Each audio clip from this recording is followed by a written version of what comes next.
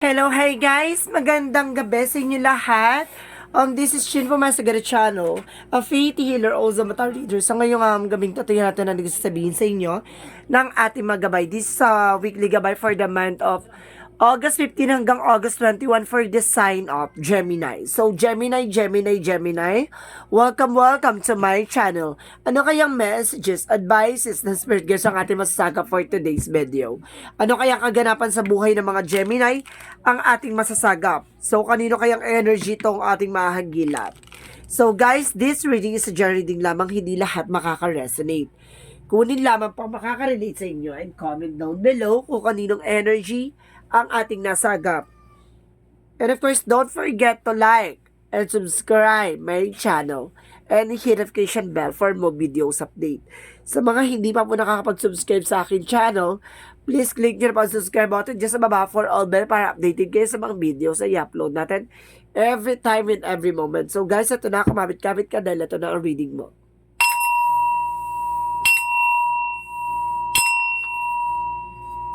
Angel Spirit, please give information for the sign of Gemini.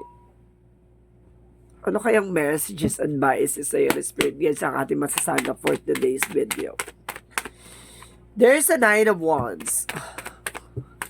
Or there's a final push. Or there's a resilience na kailangan mong maging mahinahon. At maging tahimik lang. Kasi, maaring maranasan mo na ang tagumpay, pero kailangan mo ditong maging tahimik, no? Kasi there's a good karma for you. May magandang karma na parating sa'yo. And of course, there's a Knight of Cups. There is offer, messages, or email. Oh, it's a love offer, T. It's a love offer. It's a new romance and new love life. Wow. Or pagdating sa kapag may relationship na kayo, it's either proposal or engagement, ha? And of course, there's a King of Pentacles. There's a practicality. And of course, there's a Hermit card. Kumbaga may mga bagay na maglilinaw sa'yo at makakapagpabago ng mundo mo. No? Kung magkakatong opportunities na to, kailangan maging practical ka and logic ka dito. What is the Nine of Wands and the karma? There is a Three of Cups. There's a celebration coming in. Kung baga sinasabi sa'yo dito na mukhang makakamtam mo na talaga ang big shot for you. Kasi there's an Ace of Pentacles. There's a new material offer that brings you a good karma. No? Kumbaga dahil sa katahimikan mo, dahil sa kapursigihan mo, makakamtan mo ang success at makukuha mo yung celebration at makukuha mo tong slot na to. What is the Nine of Cups? The Lovers. There's a higher fun. There's a lesson learned, no? May mga bagay or education ka sa buhay na natutunan. And of course, there is a no wheel of fortune. Talagang there's a deep soul connection. Or some of you nagkaroon ng separation at muling nagkabalikan, ganon. And reconciliation. Sinasabi sa inyo dito, Tiha, kumbaga muling pagtatagpo at muling pagbabalikan at muling pagmamahalan. Kumbaga there is a wheel of fortune. Kumbaga may takdang panahon at takdang pagkakataon sa inyong dalawa. What is the King of Pentacles? There is a Seven of Pentacles. There is a harvest time. Or there's a paying off, no? Kumbaga, maging practical ka lang all the time, no? Kumbaga, makakamtam mo kung ano man yung hinihingi mo at ano man yung inaasama-sa mo. The Tower moment, there's a sudden changes or may pagbabagong magaganap sa buhay mo. No, sinasabi sa dito the Four of Cups, reevaluate, analyze every time, and of course visualize, no?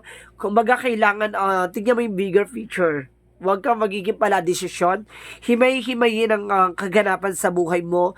Huwag ilaban yung mga bagay na hindi dapat, hindi pa kayang ilaban. So, what is the Nine of Wands? The Three of Cups. Okay, there's the Hangman and there's a happiness. So, ibig sabihin dito, baguhin mo ang pananaw at baguhin mo yung perspective mo. Kumbaga sinasabi sa'yo dito, kumbaga magiging masaya ang iyong near future, maging focus ka lang sa iyong finances, o mag-focus ka kung ano ba talaga yung goal mo sa buhay. What is your life purpose? What is the karma? The Ace of Pentacles. Okay, there's the shadow side. So, in some of you, there's a frights or there's an information na parang may gumagawa sa'yo ng black magic involved. Kasi there's a karma. So, some of you, mukhang kinakarma yung mga taong gumagawa ng hindi maganda sa'yo. So, parang ginagawa ka para mawala ka sa focus or para, kumbaga, para maging lutang ka, out of mindset, gano'n, off of knowledge, gano'n sinasabi sa'yo dito, Tina, parang the hangman with, kumbaga, feeling mo lutang ka, no? Request sinasabi sa'yo dito na, kumbaga, inggit sa pamilya to. What is additional messages for this? Para mas maunawaan. Okay? Babae yung gumaga, the Queen of Wands. Babae siya, ha? Inggitera. What is the Queen, the Knight of Cups and the Hermit? There's an Ace of Swords. There's an information na magbibigay sa'yo ng clarity. What is the Lovers and the Wheel of Fortunes? What is the Lovers and the Wheel of Fortune? There's a Queen of Pentacles. Kumbaga, there's a sense of pagdating sa finances. Kumbaga, matalas ang isip nito, no? What is the King of Pentacles and of course the Seven of Pentacles? There's a Two of Pentacles. There's a balance. Maging practical ka and maging logic and of course maging spiritual ka dito. Practical, spirituality, practicality. Kumbaga dito sinasabi sa'yo dito na kailangan mo i-surrender kay God lahat-lahat ng mga eksena, gano'n. Kumbaga sinasabi sa'yo dito, mag-focus ka at pursigihin mong matupad ang mga pangarap mo. What is the Hermit card in the Tower moment? There's a Two of Wands. There's a decision and there's a two path. No? May mga decision ka na kailangan mong gawin. And of course, the Nine of Swords, magiging mabilis to. No? Kumbaga, there's a spark. Kumbaga, ibibigay ito sa'yo kapag nakakita ka ng parang something na yung gut feeling mo. No? What is the total outcome? What is the total outcome? Okay, the Empress card, rebirth. So, ibig sabihin dito, and of course, the Temperance. Ibig sabihin dito, there's a perfect timing that brings you rebirth. Ibig sabihin dito, isisilay ulit bubuhayin ulit ang panibagong eksena mo. Kumbaga, magbukas ka ng panibagong negosyo o magbukas ka ng panibagong relasyon. Kumbaga dito, babaguhin ang eksena at mukhang mamamayagpag ka ulit dito. No? Kumbaga sinasabi sa'yo dito na kumbaga magiging malaking pagbabago itong magaganap sa buhay mo. Kasi there's a perfect timing, no? Kumbaga, there's a rainbow after the storm. Ibig sabihin dito, after mong maranasan lahat ng mga paghihirap, after mong maranasan lahat ng problema, this is your time, no? Para maranasan naman ang masaganang buhay. So, sinasabi na sa'yo dito na baguhin mo ang mga perspective mo na alam mong out of balance, diba? Alam mong hindi makakatulong sa'yo in the near future. What is the Love Oracle card? What is the Love Oracle card? Okay, there's a talking. So, some of you pinag-uusapan talaga kayo. Or pinag-uusapan ka. And there's an email. So, there's a messages. And of course, there's coffin. Of course, there's an ending and a new beginning. I told you, rebirth. No? Kumbaga, panibagong buhay, panibagong pag-asa, at panibagong simula. What is the Monsology? What is the Monsology? Angel Spirit. Okay, you are good enough. Wait, yeah. Sapat ka na raw, no? Sa mga bagay na ginawa mo. At kailangan mo lang kumilos at gumalaw pa ulit. It's time to take action. Kailangan mo ilaban ng ilaban, diba? Para sa ekonomiya. What is additional messages? Okay, there's an artist. So, some of you kumbaga pagandahin mo ang kwento mo o pagandahin mo ang drawing ng buhay mo. Bigyan mo ng kulay. And there's a flower.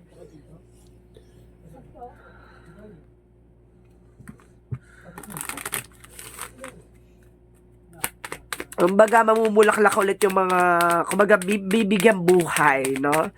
Mamumulaklak ulit yung negosyo, trabaho, relasyon, pagkakaperaan sa'yo. And there's a judgment, there's a uniqueness, no? Magkakaiba ng struggles, magkakaiba ng situation, pero magiging pasabog to sa in the near future. And there's a health. No? Kumbaga, sinasabi sa'yo dito na pangalagaan mo yung health mo. No? Kumbaga, nagkakaroon ka ng problema by health at kailangan mong mag-take ng, kumbaga, mag-take ng time na kumain ng mga masusustansya pagkain. So, just wait guys. Inom lang ako ng water.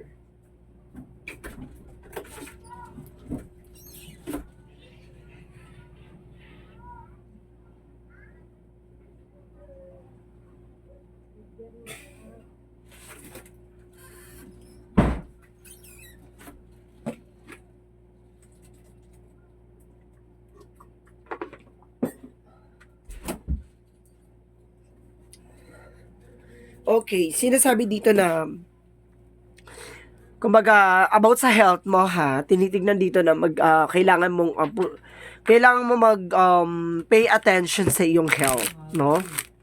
Kumbaga some of you baka nai-stress na or something na problema pinagdadaanan by health, no? Kailangan mo magpa-check up at the same time. At refer sinasabi dito, there's a 27, I am expressive. Your mind is wide open and you are tolerant and compassion towards all ways of life. You value freedom of expressions and want to improve the conditions of people, whether in your community, country, for the world of and large. Ibig sabihin dito, open ka sa lahat ng mga posibilidad. Open ka sa mga tao sa paligid mo and open ka. Kumbaga, kumbaga, unite ka. You have a unite, and of course, unconditional love. So, what is, Archangel Michael messages? So, what is Archangel Michael messages? Archangel Michael messages, you created the situation and you have the power to change it. Ibig sabihin dito, ikaw yung naglagay sa sitwasyon mo ngayon, kung asang ka man, ikaw din na may kakayanan para makaalis ka dyan. Additional messages. Alam ko sinasabi sa'yo dito guys, self-respect, no? Kailangan mo raw respetuhin din yung sarili mo, no? Kumbaga siguro masyado mo na pinipressure yung sarili mo. I told you, di ba? Self-respect and first be gentle with yourself. So, ibig sabihin dito, nagkakaroon ka na ng kumbaga masyado mo pinipressure yung sarili mo sa laban ng buhay mo, no? Ibig sabihin dito na kailangan mo rin magpahinga, no?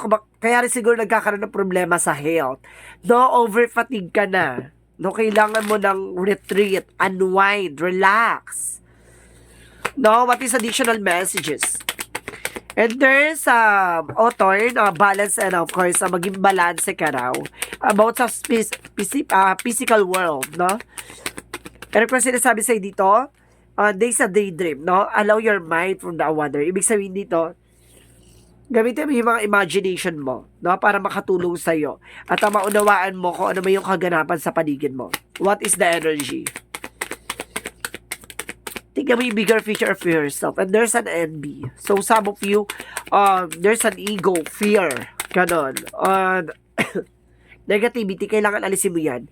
And of course, at the same time, there's a thinking woman. Or sinasabi dito na, masyado ka nagiging paranoid, no? And nag-overthink at the same time. There's a rest and rejuvenation. I told you, kailangan mo ng pahinga. Ha, masyado ka nag-overpatigti. Hindi mo madadala yan sa eksenahan mo. Hindi pwede tayong bumawi in the next life. Walang ganun, T. Pero kung sinasabi, there's a joy, no? Kumbaga, enjoyin mo, mahalin mo yung ginagawa mo, magpakasaya ka, no? And of course, sinasabi sa'yo dito, guys, there's a creation. Mag-enjoy ka sa mga ginagawa mo. And of course, sinasabi sa'yo dito na, wag mong i-pressure, no? Yung sarili mo sa mga bagay-bagay. So, what is, Jesus loving quotes, messages. Where's the Jesus loving quotes?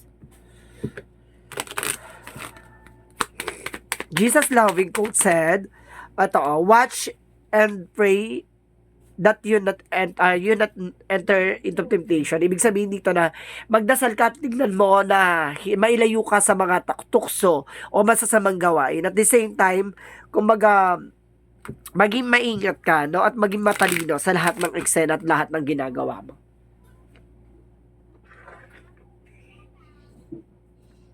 What is the messages of life?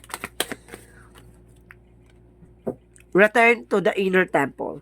Today I rediscover my inner self in the sacred silence, in the inner temple in which I am able to calmly study the lesson in life has provided me. Here I regain my sense of tranquility. I retrieve my sense of Anything may trust in the universe, but in the light of the universe, in the inner temple, I now remember the value of each every step of my life. Ibig sabihin dito, masyado mo na nauunawaan, no? Ang kahulugan ng mga bagay-bagay, lalo-lalo na sa buhay mo. Kumbaga, mas natutuklasan mo at nalalaman mo na ang mga bagay or education dyan. Kumbaga, unti-unti mo na nauunawaan at ang nalalaman ng pasikot-sikot ng sistema ng buhay mo.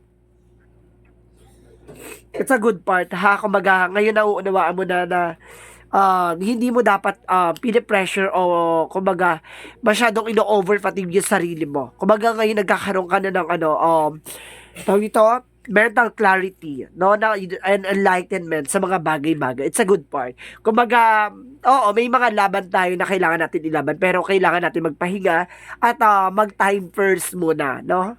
Okay, this is a weekly gabay for the month of August 15 hanggang August 21 for the sign of Gemini. This reading is a general reading lamang, hindi lahat makaka-resonate.